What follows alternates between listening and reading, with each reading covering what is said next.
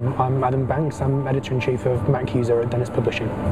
So we're talking today about launching magazines. You've launched PC Gear, you've worked on loads of different titles. Tell me a little bit about the process of launch. What's your experience been? How does it start? With a blank sheet of paper? Magazines can get launched for a lot of different reasons. So sometimes there's a reason why you need to launch, and there's a slot in the market they need to go for, and so then it's just figuring out what that slot is and how to do it.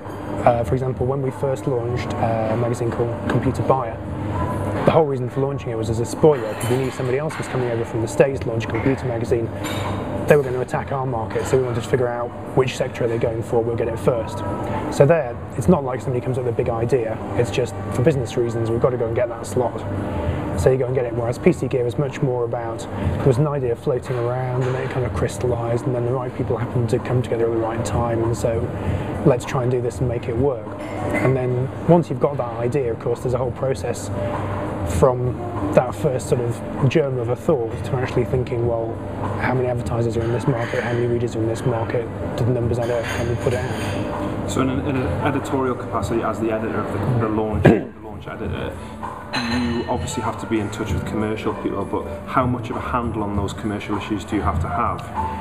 I think it varies. I mean, it varies according to your predispositions, I suppose. You know, some people like to get into the commercial aspect of it. Some people are creative editors and they don't want to be involved with all that. They want somebody else to tell them. But I think ideally you should be somewhere in between. You should be aware of the commercial issues, because otherwise you're going to push the magazine in the wrong direction.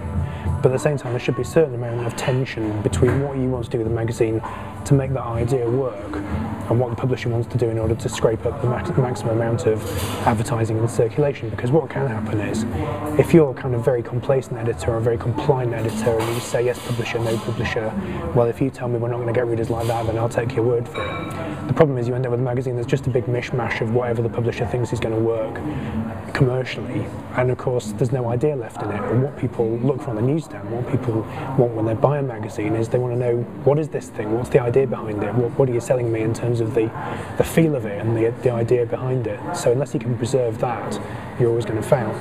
And how does it feel as an editor to be put in that position where we are going to launch a magazine basically to spoil somebody else's opportunities? I mean, it doesn't sound like the most positive footing to start off on creatively.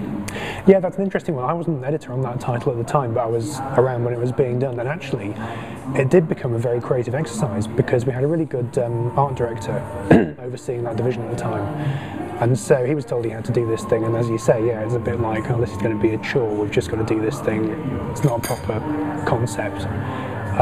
But of course, as soon as you get good people working on something, they will come up with ideas, and anything that you have to do, even if it's really boring to start with, it'll start going around in your head and you'll find a way to make it interesting. And what they did, in the end, they were supposed to go into the market and scrape up about 50,000 readers over a period of time, just to kind of shave it off the readership this other company was going to get.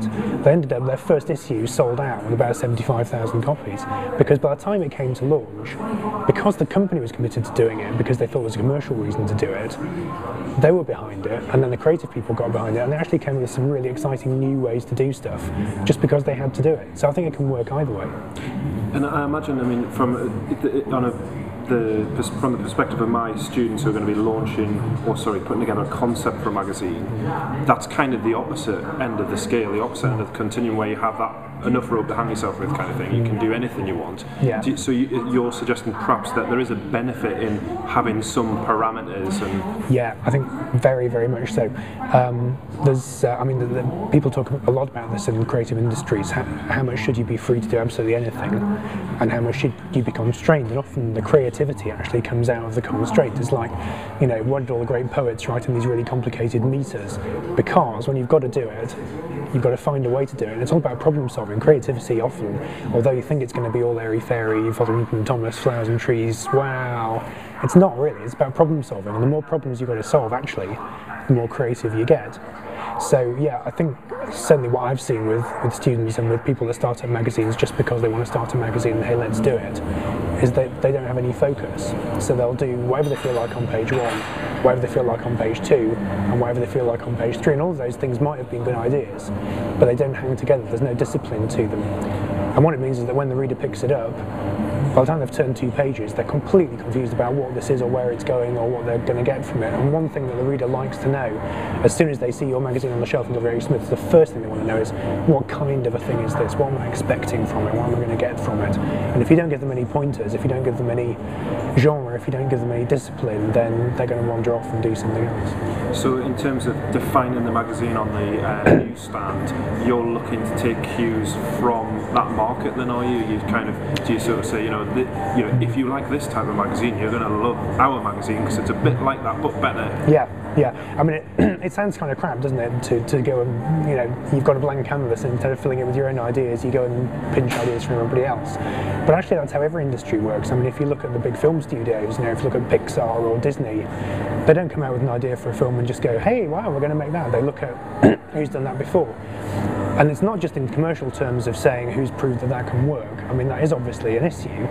If nobody's ever done it before, as my old boss Bruce Sulford used to say, if nobody's done it before, probably a reason for that. Yeah. Which of course is a bit defeatist, but at the same time kind of true. But also in the creative sense, if you're going to try and do something from a completely blank canvas that nobody's ever tried to do before, that's an incredibly difficult thing to do. And maybe you will turn out to be the one brilliant genius that figures it out, but more likely you're not going to get there. So it's much better to start off with something where you've got a rough idea what the parameters are, you've got a rough idea of things like that have worked, and you can kind of crib from them a bit and take ideas from them. We used to open a magazine every month, and we would see an idea that we'd pinch from somebody else, and then we'd open their magazine, and then we'd see an idea that they'd pinched from us. But of course, what we tried to do was, when you pinched an idea from somebody, it's actually easier for you to see how to make an idea better than it is for them to see how to make it better. And so you constantly leapfrog on each other and piggyback on each other, and that's how things get done.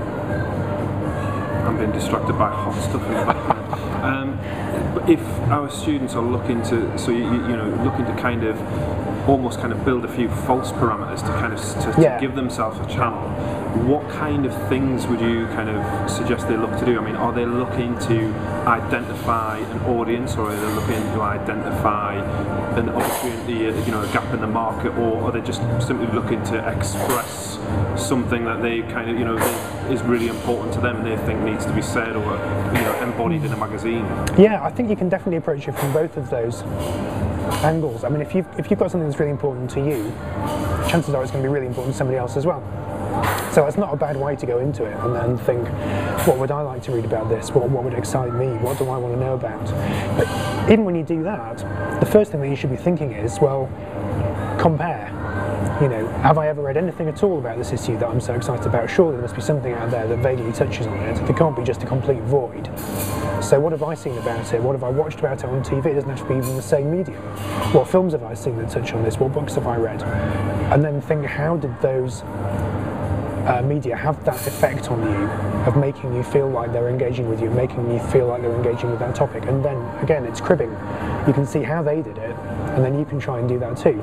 Again, if you just think, well, this is really important to me and I'm just going to kind of express that and let it all gush out, well, that's not fulfilling what a magazine has to do. A magazine actually has to go out and grab the reader and do something inside their head, not inside your head, and explain this whole thing to them, because just what's gushing out of your mind is not going to mean anything to them at all. It's like you're a Mac, they're a PC. Your brain doesn't wind up the same way as theirs, so you've got to figure out how is your reader's brain wired up and get all the information into a format that's compatible with them. And that's really that's what finding your reader is all about. So in terms of your advice is obviously then to be a bit of a magpie in terms of looking and building a collage of ideas, what other people are doing. Definitely, and things like, I mean, I know you do mood boards with the students, and that is a really good idea. In fact, people in editorial offices don't do that enough. We do it, but we should do it more than we do. There's a lot of tendency to sit around talking about stuff and just swapping ideas, but actually ideas aren't very easy to swap for the same reason that expressing an idea is really hard in words. It's often much easier to just go and look at something and say, that's what I mean, that thing there, that's, even if you have to say, that thing's doing precisely what I don't want to do, or that thing's nearly what I want but it's not quite, at least you've got something to hang it on, and then the other person can see the same thing you're seeing and you can begin to understand what you're talking about, because that process of swapping ideas and getting other people to understand how you feel about something and how something makes you feel, and what the aspect of it is, what the property of it is that's getting that feeling going in you, If you can actually identify what it is, then you can put it into your magazine. But it's no good just getting really excited about something and waving your hands around. You've got to actually nail it down. How does that work? How can I make that happen? And I think, is it fair to say that